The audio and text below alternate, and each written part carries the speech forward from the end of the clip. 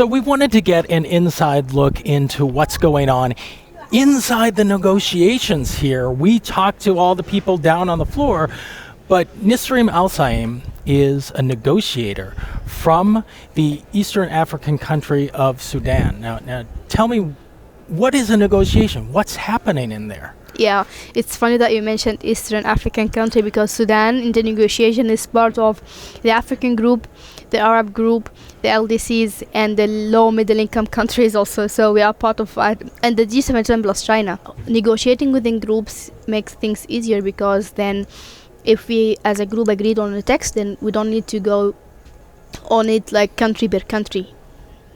How are things going in Sudan right now? I read a lot in the news, and it seems like it would be very tough to be in your home country. Yeah, there is a military coup, and all of the cabinet right now, either under house arrest or in jail.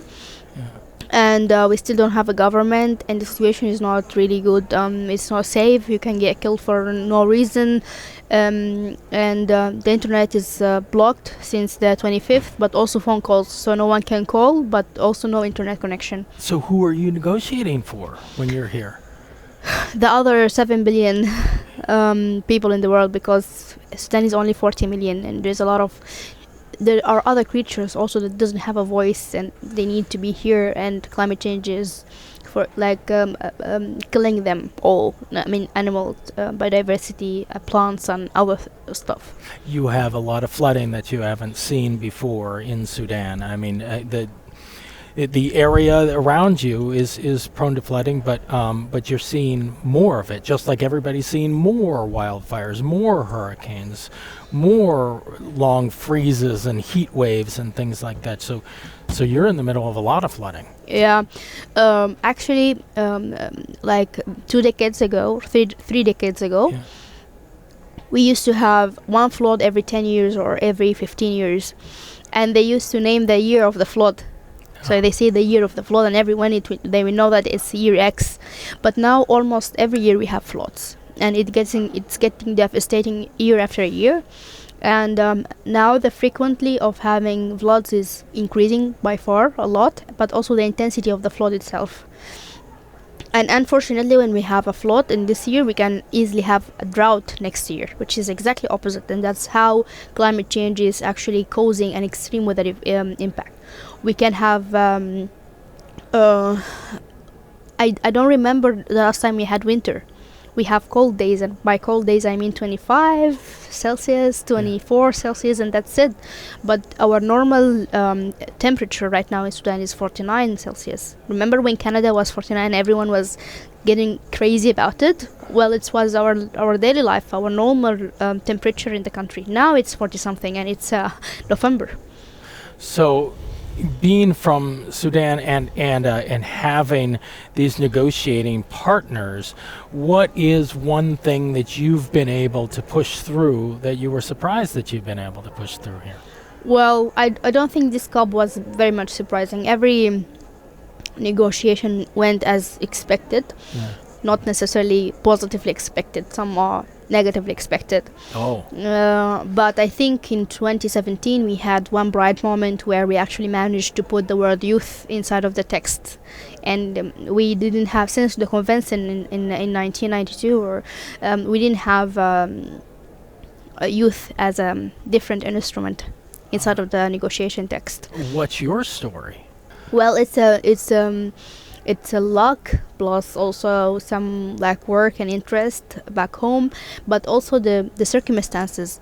I mean, when you live in a country like Sudan, you have to do something about what's happening, and everyone is doing it a different way. Some people are working in education, some people are working in health sector, and it was very much less people working in environment and climate change, and that's what I decided to have an intervention on. And when you actually knew that you were coming here to COP26, how did you actually physically get here? Because you're in the middle of this coup d'état, and you don't have internet access, you don't have telephone access. I mean, we had to do a lot over the internet and over the phone to get here.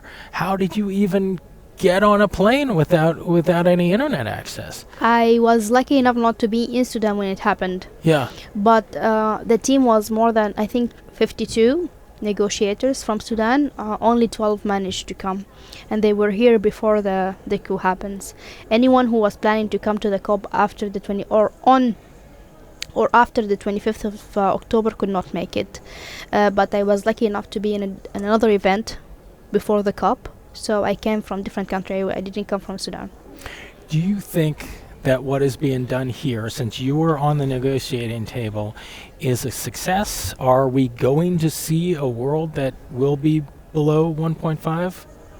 No, until now, no. I'm hopeful for a miracle to happen in the next 2 days before the COP ends and we actually have different outcomes. But currently, no, things are not really promising, and I don't think we will be stayed until like anywhere near to 1.5 even. We've been negotiating Paris Agreement on how to implement it.